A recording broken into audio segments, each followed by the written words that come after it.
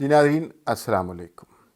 कल आसमा जहांगीर कॉन्फ्रेंस थी और उसके अंदर पहले अली अहमद कुर्द साहब ने जो उसका ऑफिशियल सेशन था जिसमें वकला और जजेस हज़रात थे, उन्होंने बात की। शाम को एक सेशन था जिसमें सहाफ़ियों से और पॉलिटिकल हवाले से बात हुई। उसमें मतीउल्लाह जहान साहब ने, अबसार आलम साहब ने, हामिद मीर साहब ने बात की। तलत हुसैन ने स्काइप पे शायद बात की और वो बड़ी ताकतवर गुफ्तगू थी। उसमें से जो हासिल कलाम था या जो सबसे ज़बरदस्त गुफ्तगू की, वो मेरे ख़्याल में अबसार आलम साहब ने की। अबसार आलम जो हैं जमहूरियत पे उनका बड़ा यकीन है और वो हर लेवल पर जमहूरियत का केस, आइन का केस फ़ाइट करते रहे। हमें याद है कि पैमरा में जब उन्होंने चेयरमैन पैमरा की हैसियत से एक प्रेस कॉन्फ्रेंस की थी और उसमें बताया था कि उनको फ़ोन आ रहे हैं कि ये कर दिया जाए, उस ज़माने में बड़ी हाइप क्रिएट हुई। अबसार आलम हमारे दोस्त भी हैं, हम उनको जानते भी हैं। कोई मेरे 15-16 महीने उन्होंने पैमरा में जॉब की। नहायत दयानतदारी और ईमानदारी के साथ वो जॉब की। वो बड़ा अच्छा पाकिस्तान में सिस्टम लाने की कोशिश कर रहे थे। DTH सिस्टम था जिससे ये जो रेटिंग माफिया है ये ख़त्म हो जाएगा और डोर टू होम तक की फैसिलिटी लोगों को मिलेगी, चैनल भी पैसे कमाएंगे। लेकिन वो जो उसकी बोली थी, उसकी जो नीलामी थी, उसके ऊपर इतने सवालात उठा दिए गए कि वो लोग उससे बदज़न हो गए और वो अदालतों में जाके वो केस कहीं पेंडिंग ही पड़ गया। वो अभी तक पाकिस्तान के मीडिया में एक बहुत बड़ी डेवलपमेंट होनी थी, वो रुकी हुई पड़ी है। 15-16 महीने मेरे ख्याल में उन्होंने जॉब की। उसके बाद एक मुकदमा चला जिसमें उनसे कहा गया कि आपकी तालीम मुकम्मल नहीं थी, आपकी पोस्टिंग गलत थी और आप जो है अपनी तनख्वाह वापस करें। अबसार आलम साहब के पास मैं जानता हूँ ज़ाती तौर पे भी कोई जॉब नहीं है और उन्होंने बहुत थोड़े अरसे से जो नौकरी की, उसके बाद मुसलसल ये मुकदमात भुगत रहे हैं कि आप अपनी नौकरी में जो पैसे कमाए हैं, जो तनख्वाह आपको मिली है, कोई गलत पैसे नहीं कमाए, कोई पापा जॉन्स की चेंज नहीं उन्होंने बना दी, वो तनख्वाह वापस करें। खैर वो बड़े मसाइब से गुजरे। फिर हमने देखा कि अबसार आलम को कि ट्वीट बड़े एग्रेसिव होते थे, ना वो किसी प्रोग्राम में जाते थे और हमें कल पता चला कि उनको बुलाया ही नहीं जाता था और ना किसी अखबार में छपते थे, इसलिए कि कैसे छप सकते हैं, तसल्लुत इतना ज़्यादा है इस्टेब्लिशमेंट का मीडिया पे और सारा फोकस ही मीडिया पे है ना। फिर अबसार आलम साहब को गोली मारी गई और बड़ा अंधोनाक वाक़या था और हमने उस वक्त जब वो हॉस्पिटल पहुँचे तो मैं और मेरी वाइफ भी वहाँ पहुँचे। मैंने बल्कि कुछ लिखा भी था उस वाक़े के हवाले से कि जो जमहूरियत पसंद आवाज़ें होती हैं उनके साथ इस मुल्क में क्या सलूक होता है। कल जो अबसार आलम ने गुफ्तगू की, वो सारी गुफ्तगू इस वीडियो में, इस व्लॉग में आपको सुनवाएंगे। इसके आखिर में वो तकरीबन 10-11 मिनट की गुफ्तगू है, वो आप ज़रूर सुनिएगा। एक एक लफ्ज़ जो है वो बड़ा कीमती लफ्ज़ है और उसमें उन्होंने बताया किस तरह मीडिया में अपॉइंटमेंट्स होती थी, किस तरह एंकर्स के लिए DGI एंकर की नौकरी के लिए आ जाता था, किस तरह साकिब निसार अदालतों में मुकदमे जो है वो निपटा देता था सिर्फ एक एंकर की नौकरी के बचाने के लिए, इसलिए कि उन्होंने वो जो मुग़ल्लज़ात बकनी होनी थी, जो सियासतदानों के ख़िलाफ़ बात करनी होनी थी, जो नवाज़ शरीफ के ख़िलाफ़ बात करनी थी, उसकी उन्हें खुली छुट्टी चाहिए थी। और अगर कोई उस रास्ते में रुकावट बनता तो ISI भी उसको सीधा कर देती और अदालतें भी हमारी ऐसी हैं। बहुत ही अच्छी गुफ्तगू की अबसार आलम ने। मैंने सोचा कि अबसार आलम बड़े लेवल पर रहे हुए हैं, बड़े ओहदों पर भी रहे हुए हैं, लेकिन मैं इस मौके पर छोटी सी कहानी, मेरी कहानी इतनी तवील नहीं है, छोटी सी कहानी अपनी भी सुनाना चाहता हूँ। इसका मकसद कहीं से भी सेल्फ प्रेज़ या इस तरह की चीज़ नहीं है। जो मेरे साथ हालात गुजरे वो बहुत सारे और लोगों के साथ भी गुजरे हैं और मैं ये चाहता हूँ कि ये छोटी छोटी कहानियाँ अब मंजरे आम पर आना शुरू हो जाए। मैंने جو کالم لکھنا شروع کیا، اور میرا جو پہلا کالم جنگ میں چھپا اس سے پہلے میں اس پاپولر بیانیے کا شکار تھا جس میں یہ سمجھا جاتا تھا کہ یہ سیاستدان کرپٹ ہوتے ہیں۔ 9 جولائی 2015 کو پہلا میرا کالم چھپا جنگ میں، اور وہ کالم تھا پنکچر نمبر 36۔ یہ اس واقعے پہ تھا جب عمران خان صاحب نے کہا تھا کہ یہ جو 35 پنکچر والی بات ہے حامد میر صاحب، یہ تو صرف بس ایک سیاسی بیان تھا۔ تو مجھے اس بات کا بہت قلق ہوا کیونکہ میں سمجھتا تھا کہ یہ صحیح بات کر رہے ہیں۔ تو خیر پنکچر نمبر 36 پہلا کالم چھپا 9 جولائی 2015 کو۔ اس سے میری سوچ بدلنا شروع ہوئی۔ یہ جو مطیع اللہ جان، ابصار عالم، حامد میر وغیرہ ہیں، یہ پرانے جمہوریت کے داعیے ہیں۔ مجھے اس ویڈیو میں اعتراف کرنا چاہیے کہ مجھے بہت دیر کے بعد یہ سمجھ آئی ہے کہ یہ سسٹم کیا ہے، یہاں ڈیموکریسی کس طرح ڈیریل ہوتی ہے، یہاں سیاستدانوں کی تذلیل کس طرح کی جاتی ہے۔ کالم نگار کو پاپولر ہونے میں بڑا ٹائم لگتا ہے، کئی برس لگتے ہیں، تب لوگ ریکگنائز کرنا شروع کرتے ہیں۔ میری خوش قسمتی یہ ہے کہ وہ جو پہلا کالم چھپا، اور وہ اس زمانے میں عمران خان بڑی پیک پہ تھا، تو اس کے بعد وہ کالم بہت پاپولر ہو گیا، تو لوگوں نے تھوڑا بہت ریکگنائز کرنا شروع کر دیا۔ اب اس کے بعد یہ میں آپ کو اس لیے ڈیٹیل بتا رہا ہوں کہ یہ بہت سارے لوگوں پر یہ کہانی گزری ہے، اور وہ کہانیاں اب ضرور لوگوں کے سامنے آنی چاہیے۔ تو اس کے بعد لوگوں نے سیاسی مبصر کے طور پر پروگراموں میں بلانا شروع کر دیا، اور اخبار میں کالم چھپتا تھا، اور مہینے میں 4 کالم چھپتے تھے۔ یاد رکھیے کہ اخبارات میں جو کالم چھپتے ہیں اس کے کوئی پیسے نہیں ملتے، لیکن جب سے وہ کالم چھپا، جب سے میں نے اب جمہوریت کو سمجھنا شروع کیا، مجھے اب نوکریوں کے دروازے ہر طرف سے بند ہو گئے۔ یعنی وہ چینل جو ہم نے لانچ کیے ہیں، جن بچوں کو ہم نے نوکریاں دلوائی ہیں، وہ بھی فون نہیں اٹھاتے تھے، ہر دروازہ بند ہو گیا، یعنی آپ کا معاشی طور پر مکمل قتل کر دیا گیا۔ اور مجھے شروع میں سمجھ نہیں آئی کہ یہ کیا ہو رہا ہے، کیسے ہو سکتا ہے یار کہ ہم بہت ایکسپیرینس لوگ اپنے آپ کو سمجھا جاتے تھے، لیکن اب ہمیں سمجھ آتی ہے کہ یہ کیا ہوا۔ پھر اس کے بعد چینلوں میں جب گفتگو ہوئی، چھوٹے چھوٹے چینلوں میں ابتدائی طور پر گئے، اور وہ جو جمہوریت کی سمجھ آئی تھی، وہ جو بیانیہ سمجھ آیا تھا، وہ بات کرنا شروع کر دی۔ 2018 کے اور اس زمانے میں جو کالم لکھے، بڑے کھل کے لکھے اور بڑے دبنگ طریقے سے لکھے، اور وہ چھپتے بھی تھے۔ 2018 کے بعد سچویشن چینج ہو گئی، اچانک کالم چھپنا بند ہو گئے۔ مہینے میں 4 کالم چھپا کرتے تھے ویکلی، پھر وہ 2 ہوئے، پھر 1 ہوئے مہینے میں، پھر وہ 1 بھی نہیں رہا، 2-3 مہینے کے بعد کوئی 1 کالم لگ جاتا ہے۔ اچھا، جو اس کے بعد ظاہر ہے ایز اے رائٹر میں نے یہ کرنے کی کوشش کی کہ مثلا پورے کالم میں کچھ اور بات کر کے آخری پیراگراف میں کوئی اور بات کر دی جو میرا میسج تھا، یا جمہوریت کے حوالے سے کوئی بات تھی، تو وہ بھی ایڈٹ ہو جاتا تھا، وہ پیراگراف ایڈٹ ہو جاتا تھا، باقی چھپ جاتا۔ پھر میں نے یہ بھی کوشش کی کہ پورا کالم کسی اور بات پہ لکھا جائے، اور ایک سطر جو ہے اس میں اصل بات کہہ دی جائے، وہ سطر بھی ایڈٹ ہو جاتی تھی۔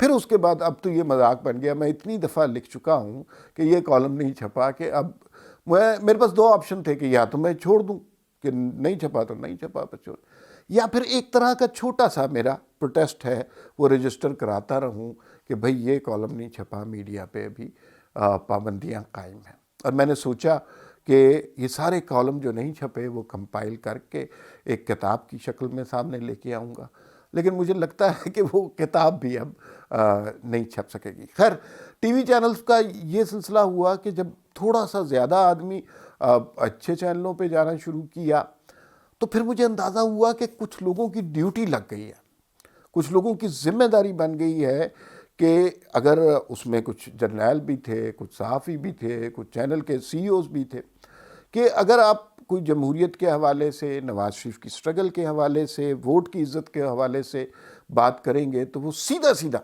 ایک تو بدتمیزی کرتے تھے، گالم گلوچ شروع ہو جاتی تھی، اور دوسرا یہ بات کہتے تھے کہ آپ کو تو نواز شریف پیسے دیتا۔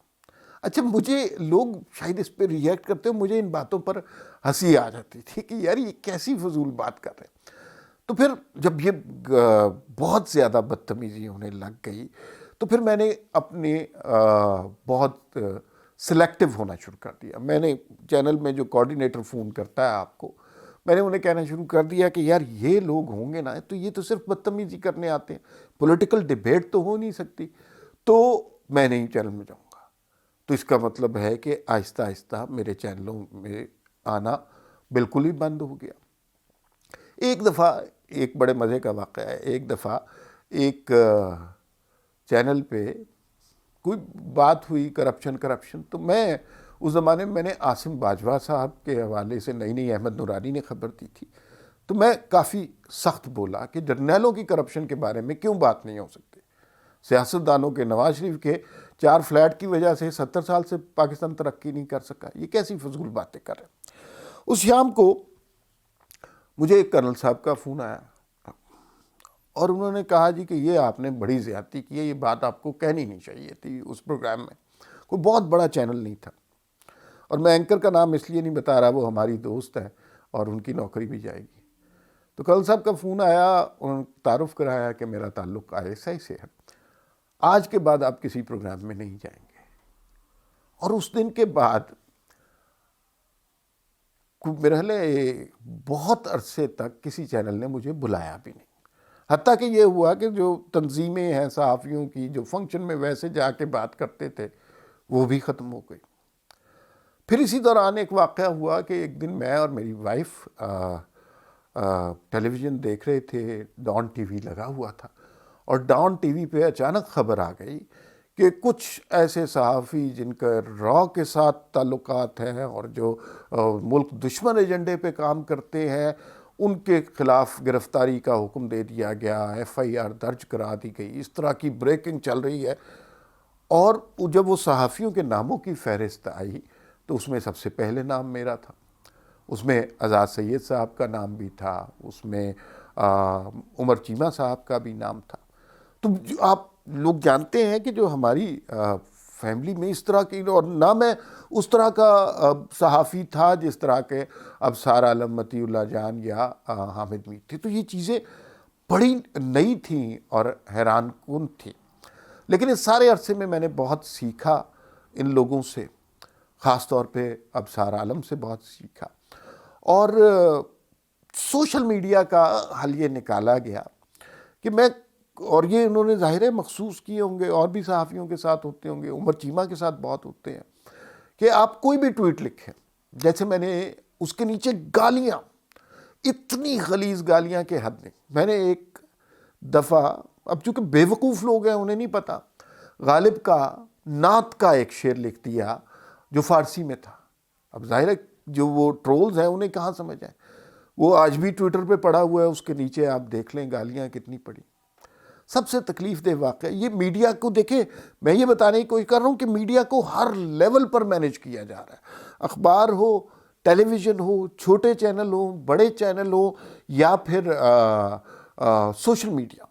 سب سے تکلیف دہ بات یہ ہے کہ میری والدہ کا انتقال ہوا، اور میں نے ظاہر ہے جنازے کی تفصیلات اور باقی چیزیں ٹویٹر پہ شیئر کی۔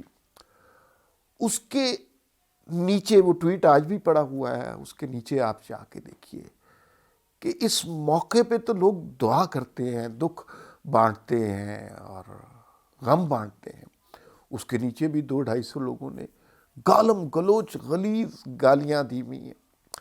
تو میں یہ سمجھتا ہوں کہ جو میڈیا ہے نا، اور مجھے یہ سمجھ آئی کہ میڈیا ہمیشہ سے مینج رہا ہے، یہ جو ابھی تازہ چیزیں ہو رہی ہیں یہ نئی نہیں ہیں۔ جب صرف اخبارات ہوتے تھے تب بھی مینج ہوتا تھا، جب صرف ٹیلی ویژن ہوتا تھا، PTV ہوتا تھا تب بھی مینج ہوتا تھا، اور جب اب ڈیجیٹل میڈیا ہے تو اس کو بھی مینج کرنے کی کوشش کی جا رہی ہے۔ لیکن ان ساری باتوں سے قطع نظر مجھے ابصار عالم جیسے لوگوں کو دیکھ کر بڑا حوصلہ ہوتا ہے کہ انہوں نے تن من دھن کی بازی لگا دی. نہ وہ کسی سیاسی جماعت کے کارکن ہیں، نہ ان کا کوئی سیاسی ایجنڈا ہے. ان کا خواب صرف ایک ہے کہ ایک جمہوری پاکستان جس میں فوج سیاست میں مداخلت نہ کرے، جس میں ISI میڈیا مینیج نہ کرے، جہاں پر عدالتیں اور سپریم کورٹ جیسی عدالتیں اور ثاقب نثار جیسے لوگ جو ہیں وہ اینکروں کی نوکریاں نہ بچوائیں. اگر کسی نے غلطی کی ہے تو اس کو غلطی کی سزا ملنی چاہیے میڈیا کے رولز کے مطابق.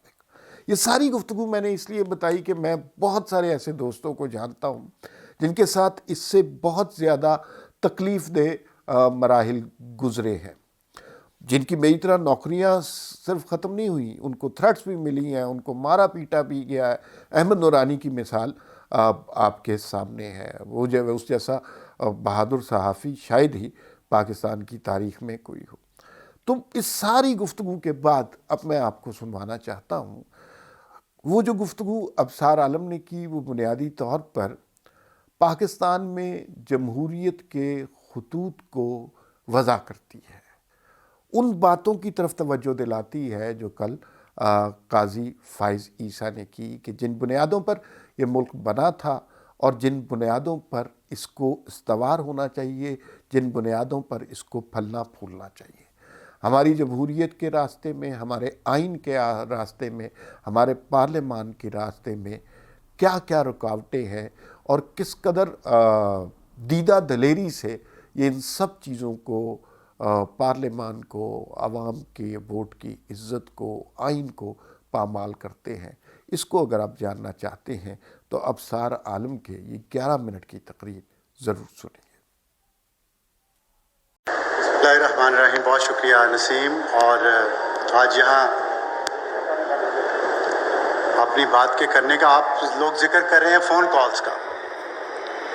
تو فون کالز پہ تو ہمارا میڈیا چلتا ہے اور یا نہیں چلتا، لیکن جب سیکلوڈڈ وائسز کی بات ہوتی ہے تو بعض وائسز جس میں میری بھی ایک آواز ہے وہ بغیر فون کال کے بھی بند ہوئی ہیں بغیر کسی فون کال. ہمارے ٹی وی چینل کے مالکان اتنے سمجھدار ہیں کہ انہیں پتہ ہے کہ بعض لوگوں کو بلائیں گے نہیں تو بہتر ہے کال ہی نہیں آئے گی. 4 سال پیمرا سے مجھے چھوڑے ہوئے ہو گئے ہیں، نکالے گئے ہوئے، اور آج تک کسی ٹی وی چینل نے مجھے نہیں بلایا سوائے منیزہ جہانگیر کے، جو انہوں نے پچھلے مہینے پریس فریڈم ڈے پہ، کیونکہ میں بھی وکٹم ہوں اس چیز کا، تو انہوں نے بلایا. 4 سال میں پاکستان کے تمام ٹی وی چینلز میں سے صرف منیزہ جہانگیر وہ ایک بہادر آواز ہے جس نے مجھے بلایا اور میری بات سنی.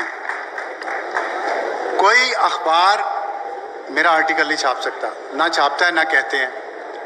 خود رابطہ کیا کئی دفعہ انہوں نے شروع میں نے کہا ٹھیک ہے میں لکھتا ہوں، میں لکھنا شروع کیا تو انہوں نے انکار کر دیا. یہ جو مایوسی کی باتیں آپ سن رہے ہیں نا، اس کے باوجود میں چاہتا ہوں کہ آپ کو کچھ میں امید والی سائڈ دکھاؤں. میں آپ کو تھوڑی سی اپنی سٹوری بتاؤں کہ اتنے بھی حالات خراب اور خطرناک نہیں ہیں جتنے ہم سمجھ رہے ہیں. اس میں سب سے پہلا جو فرق ہے پچھلے ادوار میں اور اب 2021 میں، وہ ہے ڈیجیٹل کا فرق. ڈیجیٹل میڈیا آیا ہے، اس نے پرنٹ اور الیکٹرانک میڈیا کو بہت ٹف کمپٹیشن دیا ہے. لوگ پوچھتے ہیں مجھے گولی کیوں لگی؟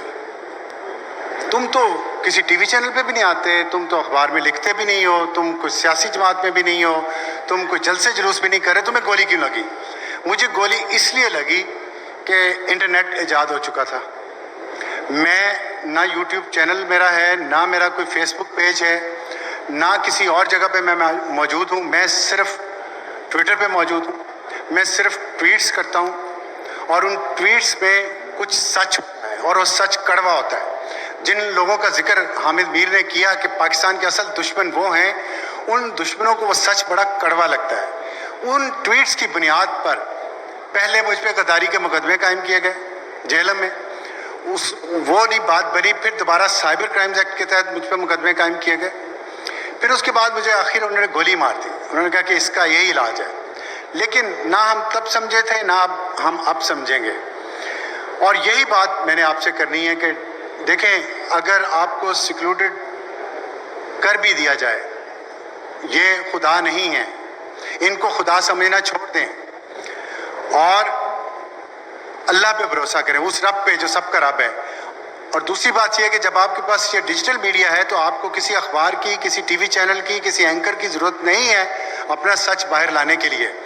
آپ کو یہ ڈیجیٹل میڈیا آپ کی آواز کو, آپ کے سچ کو ہر جگہ پھیلا دے گا. آپ دیکھ لیں جنرل عاصم باجوہ کے بارے میں کسی ٹی وی چینل نے کوئی شو کیا اس کی کرپشن کے بارے میں, وہ ارب پتی جرنیل ہے, کسی ٹی وی چینل نے ایک پروگرام کیا, کسی نے ایک ٹرانسمیشن چلائی نہیں چلائی, لیکن ڈیجیٹل میڈیا پہ وہ خبر بریک ہوئی, ڈیجیٹل میڈیا نے اس کا احتساب کیا اور آخر کار اس کو اپنے دونوں عہدے چھوڑ کے اس ملک سے فرار ہونا پڑا. یہ طاقت ہے ڈیجیٹل میڈیا کی اور یہ طاقت ہے سچ کی. اسی سچ کی طاقت کو میں آپ کو تھوڑا اور ایک بات کرنا چاہتا ہوں کہ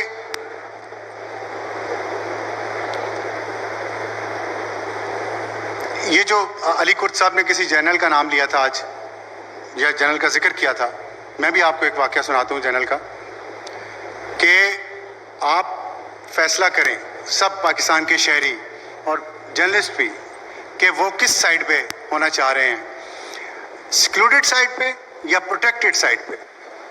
جب میں پیمرا کے چیئرمین تھا تو اس وقت عامر لیاقت ایک اینکر ہوتے تھے, وہ بڑے چہیتے ہیں. انہوں نے کل آج صبح میں سن رہا تھا ان کا کسی کو انٹرویو میں کہہ رہے تھے میرا تو وہ بچپن سے خیال کرتے ہیں. اب بچپن سے جن کا وہ خیال کر رہے تھے, میں آپ کو ایک واقعہ سناتا ہوں جو سچا واقعہ ہے اور میرے سامنے ہوا ہے, اس لیے میں اس کی گواہی دے رہا ہوں کہ انہوں نے پاکستان کے تمام جو آزادی پسند صحافی تھے, جو سول سوسائٹی کی اسٹرانگ وائسز تھی, ان کے خلاف انہوں نے پروگرام شروع کر دیا بول ٹی وی پہ 2017 میں.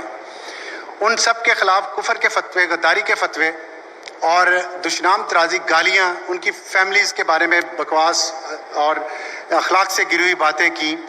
تو پیمرا کو کمپلینٹس آئیں 26 لوگوں کی, پاکستان کے پرومیننٹ جرنلسٹ, اس میں طلعت بھی تھا, حامد میر بھی تھا, اس میں نجم سیٹھی تھے, اس میں میر شکیل الرحمان تھا, شاہزیب خانزادہ تھا, بہت سارے لوگ تھے, امتیاز عالم تھے. اور انہوں نے سب نے یہ شکایت کی کہ یہ انسائٹمنٹ ٹو وائلنس ہے, یہ ہماری زندگیوں کو خطرے میں ڈال رہا ہے, اس پہ پیمرا ایکشن لے. پیمرا نے ان کا پروگرام بند کر دیا, وہ ہائی کورٹ پہ چلے گیا اور ہائی کورٹ سے ان کو, میں معزز جج صاحبان کا یہ فنکشن ہے اس میں, لیکن پھر بھی کہنا چاہتا ہوں ہائی کورٹ نے لیکن پیمرا کے فیصلے کو اپ ہولڈ کیا.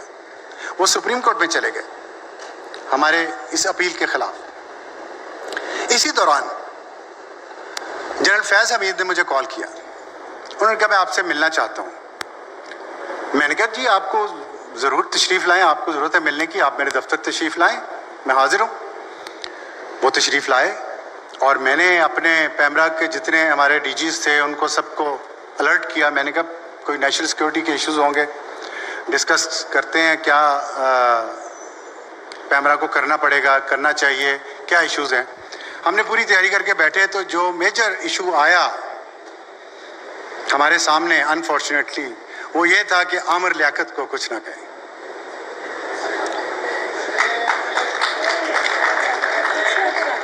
کچھ نہ کہیں, عامر لیاقت کو کچھ نہ کہیں, ایسے ہی کہا گیا.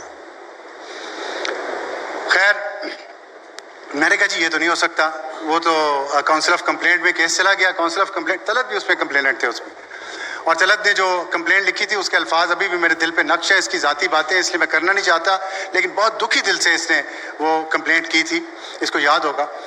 تو میں نے کہا جی یہ تو نہیں ہو سکتا. بہرحال وہ چلے گئے.